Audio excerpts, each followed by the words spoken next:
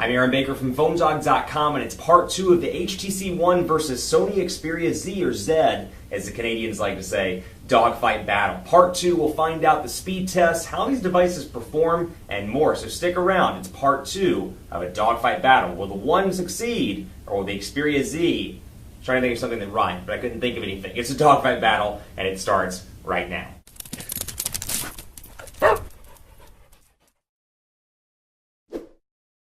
In part 2 of the dogfight battle between the HTC One and the Sony Xperia Z, we're going to kick it off by talking about personalization, because at the end of the day, it's all about how you can make this device your own. And both Sony and HTC have realized that with their latest iterations of their user interfaces that run atop Android. But before we get into that, special thanks to our partners at Best Buy Mobile for giving us devices like this, Z10s, Note 2s, Galaxy S3s, etc. for use in our One Paw Bandit giveaway game. When you walk into Best Buy Mobile, you'll walk out working. They'll get you set up with your email, your web, your contacts, your settings. So when you walk out the door, you're hooked up, you're ready to go, and you don't have to waste your time or your weekend or your night getting everything set up.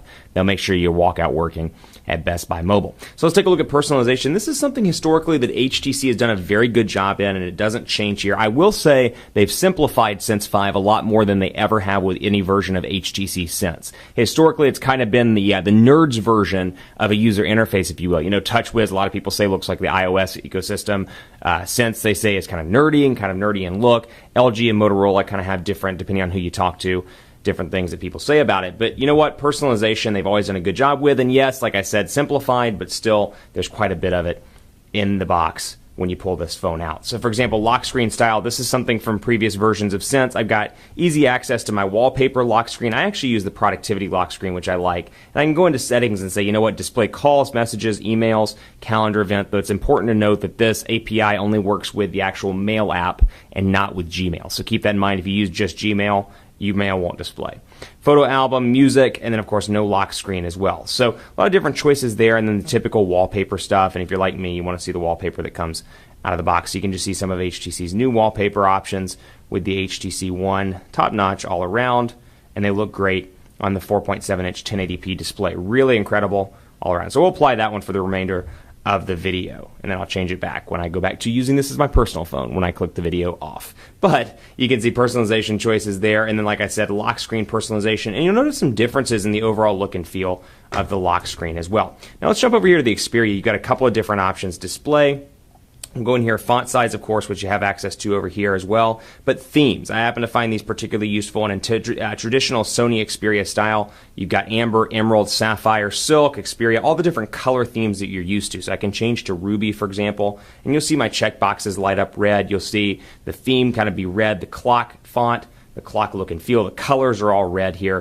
And then I've got my settings. I'll go right back to display. You see all the icons change to red as well. So then I've got my lock screen also. I can change my wallpaper. So you do get some decent customization here on this device as well. That said, is it as robust as HTC's? I'd probably argue no, but you still have quite a bit of customization over here on the Xperia side. One thing I do like though, and this is something that kind of pulled a cue from the Samsung playbook here with the Note 2, go to recent applications and take a look at HTC's just for comparison purposes. They've really customized theirs. But you'll see kind of a more traditional, I should say, I mean, they've obviously customized it, but more traditional Android recent apps experience over here. But you'll notice these kind of icons down at the bottom. They're called small apps, and they can basically allow you, much like the Note 2, to multitask while you're doing something else. So for example, I can pull up a note, I can take a note, and then I can get rid of it, and it saves the notes to the Note application. Likewise, I can come into the calculator. I need to do a quick calculation. I can do that. I can move this around if I want to on the screen and put it wherever I want to. Really enjoy that ability even for basic stuff like the calculator, for Notepad, to be able to customize and really kind of multitask on my device. And not just that, but you can come in here and see, you know what, I've got installed small apps, I've got toggle switcher, I can bring these in and put these all down here, or I can, for example, toggle switcher will bring down here, and then I can swipe over, I can move those around, or if I want to get rid of it, I can get rid of it, and then go back to my plus sign. So go to Play Store, and actually there's a little bit of an ecosystem in the Play Store for these small applications, as you see here. So it's loading up right now. Play Store. Let's see what we've got. And forgive me, I'm on T-Mobile's Edge right now. I'm actually running T-Mobile here and AT&T on these unlocked devices. So you can see here, small application for mirror, unit converters, and more. So you've got really some choices there, and they're kind of building an ecosystem around these small applications, kind of like the Note 2's multitasking capabilities. So I thought that was pretty cool and wanted to go ahead and share that with you. Now, let's take a look at quadrant standard on both of these devices as well and see which one comes out on top. And I won't spoil the fun for you. Excuse me. Quadrant standard. And let's go ahead and back out of this one, and we'll run the benchmark as well. Now, from a speaker standpoint, quadrant standard really does not like running on this device. Run full benchmark.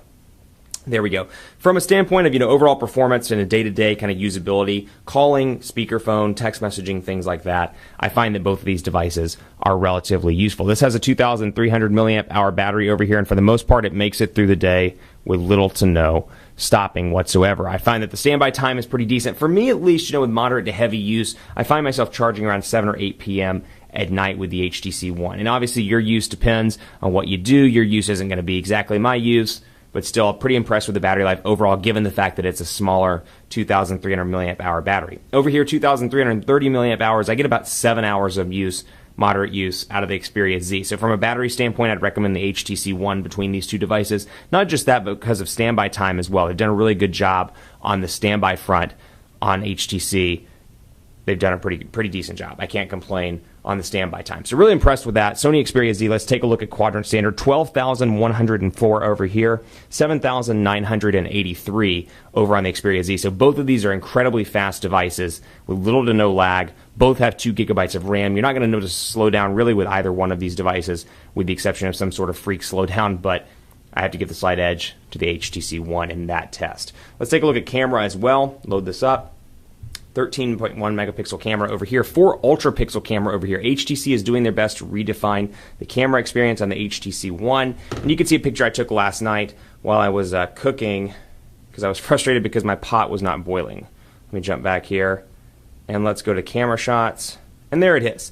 Watch, pot really does never boil. But you've got that image, and then I can go directly into the camera, take a look at the live shot. Now over here you've got some options as well. And I've got superior auto, normal video camera, burst mode, picture effects. So much like the common stuff from Samsung and HTC, I've got things like burst mode and sweep panorama and all those little camera goodies I'm used to. And I will say the camera image quality is pretty decent over here all around.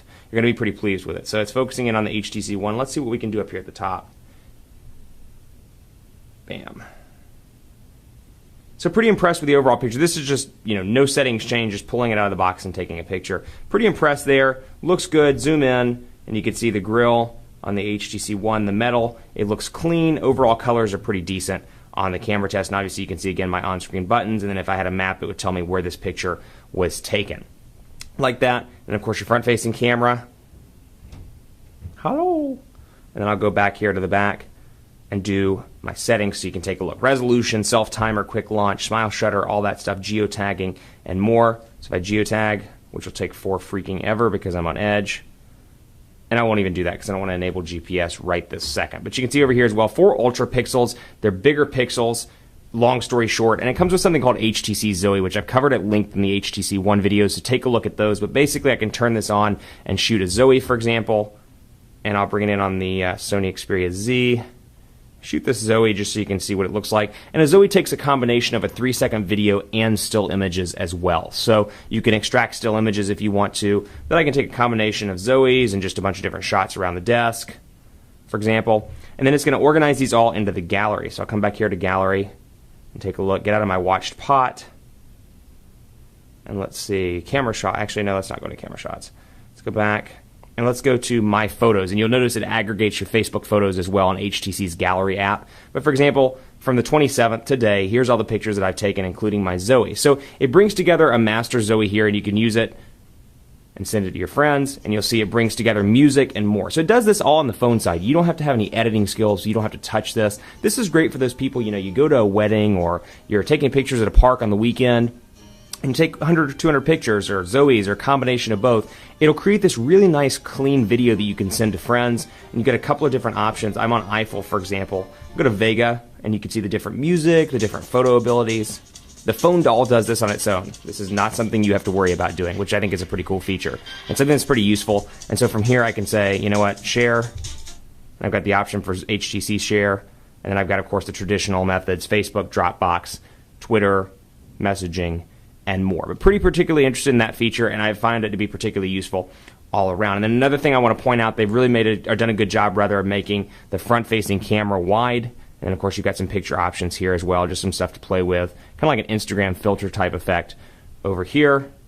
And then, like I said, front-facing camera will switch so you can take a look. And look how wide this front-facing camera is. You can see all the ceiling behind me, the walls, and more. So compare that to something like the Xperia Z, where we'll come back and take a look there. Whoops.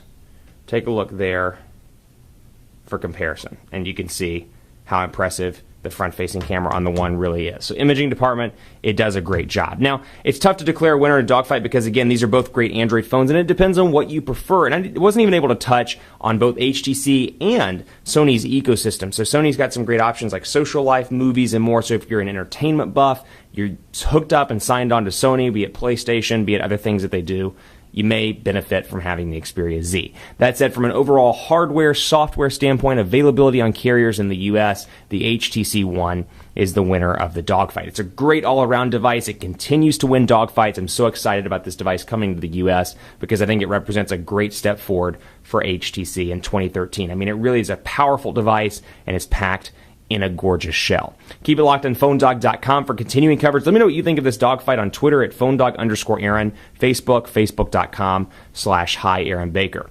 That's it for this dogfight. Keep it locked on the site for continuing coverage of both of these devices. And as always, I'll see you next time.